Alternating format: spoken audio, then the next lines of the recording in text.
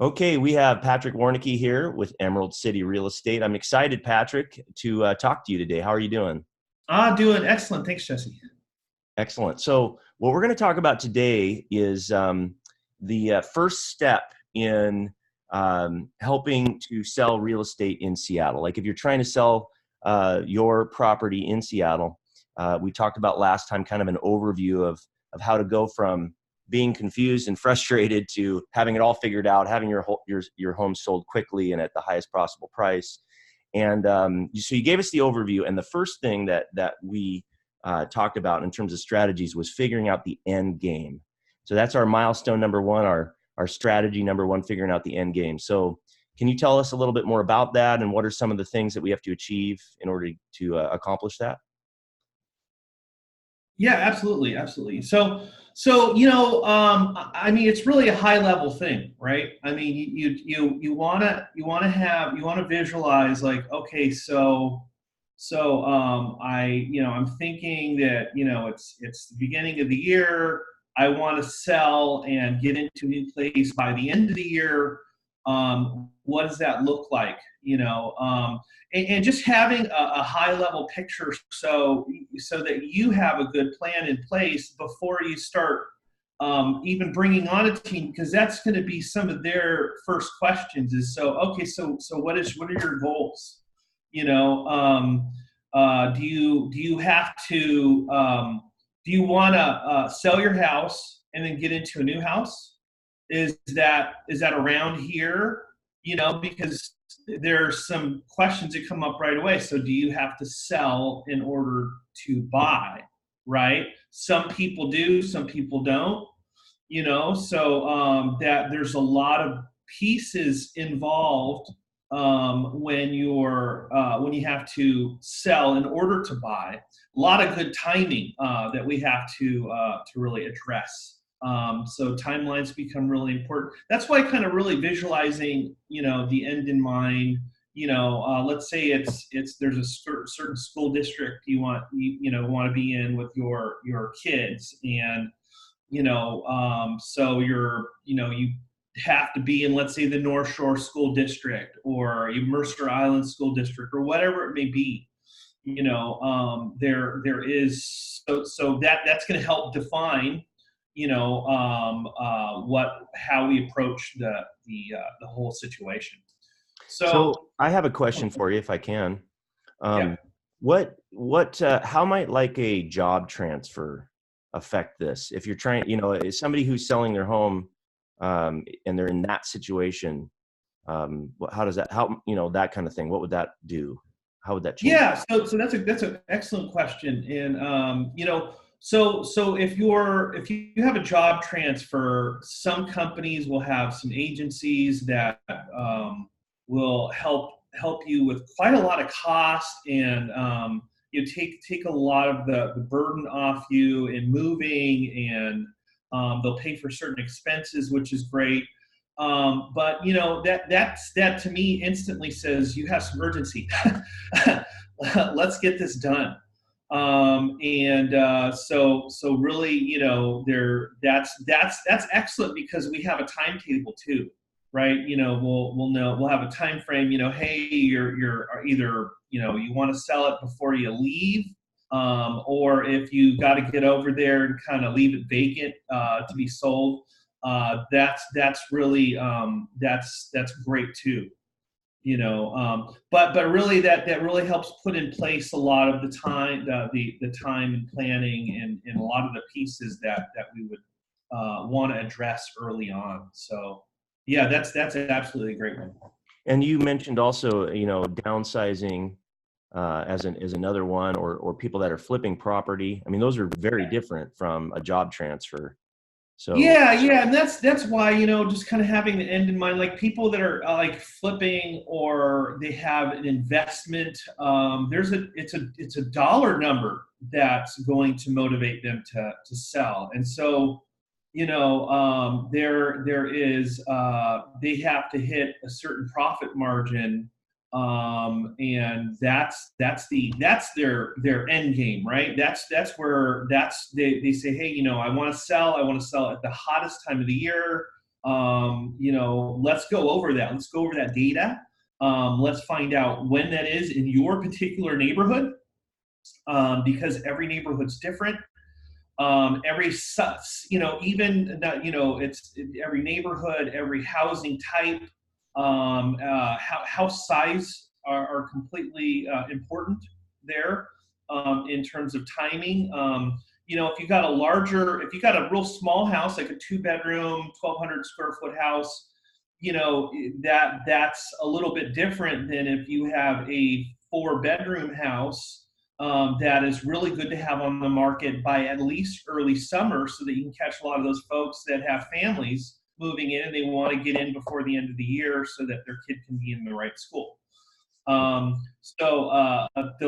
lot of those are really important factors to consider. So I'd say, as far as a checklist, we want to understand the amount of money required to sell and move on comfortably.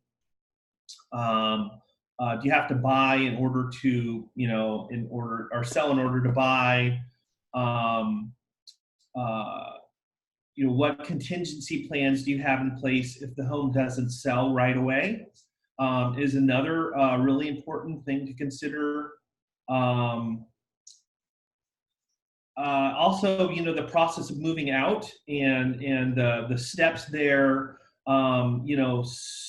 Some of that can get really confusing or hazy, and maybe what it is that if you just have the big picture and you're not sure of all this, talk to someone like myself to kind of really to help put that in place and clarify some of those things and really outline them and create a timeline and set goals to make that and accomplish. I thought another situation that might occur, what about people that are in probate, like someone passes away and then their family has to sell the home? That'd be another one, right? Totally different reason to sell. Absolutely. Yeah, absolutely. Probate, if you're you're really wanting to sell the home kind of quickly, there's a certain a profit margin that's probably going to be shared amongst the family, so everyone's going to want the top price. Are there things that you want to do is like go in and fix stuff up there, or do you want to sell it as it is? A lot of that really depends on kind of where the family's at, and is there a lot of emotional decisions being made? Is there high emotions running around, and do we just want to sell this as soon as possible? Or is everyone pretty cool headed and maybe wants to do some repairs, get the home inspected, do repairs to get it looking great for the market. That's a good point. I remember sometimes in my family or some of my friends who went through a death in the family, sometimes selling property was so stressful and for all the heirs of the estate that it was better to give a discount. It was better to sell it cheaper just to get rid of it because it was creating so much stress and wasting everybody's time. Yeah. It was actually better to do it quickly at a discount. And another situation I remember where they really needed top dollar because they had a lot of other expenses to pay. So, yeah. And that's a whole different, that's also stressful, but now we're not trying to sell it, super fast. We want to get the most money for it. And what does that look like?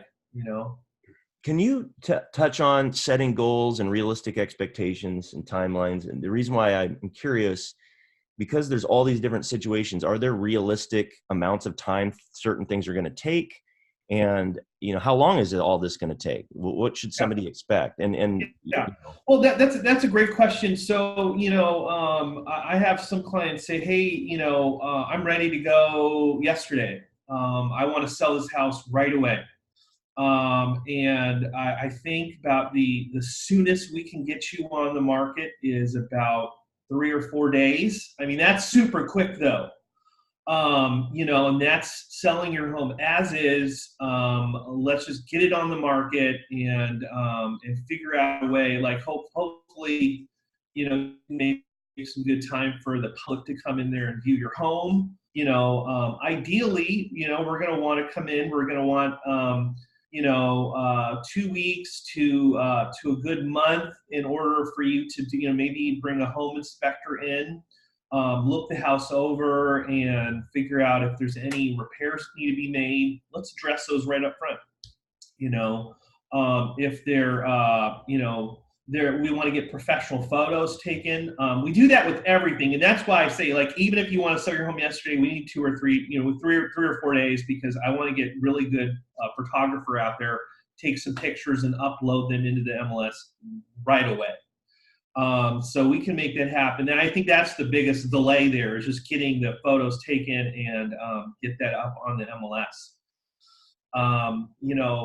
Ideally, you're going to want at least a good month, so that you can, fix those little odds and ends things. If anything, just, pretty up the house in some way. Maybe it's declutter, which is huge.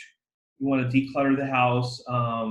It's always good to maybe have the home inspected and walk through, or just make sure that you're buttoning up those things that, if there's a cracked window, or those are definitely going to be called out. If the water heater doesn't have any straps on it, fascia needs to be painted. So there's a lot of little things to address, and that can be taken care of. Sometimes really, a low, with a low budget, just go through, clean up, declutter, fix a few things, a few spots that need to be painted again, and get it ready to sell.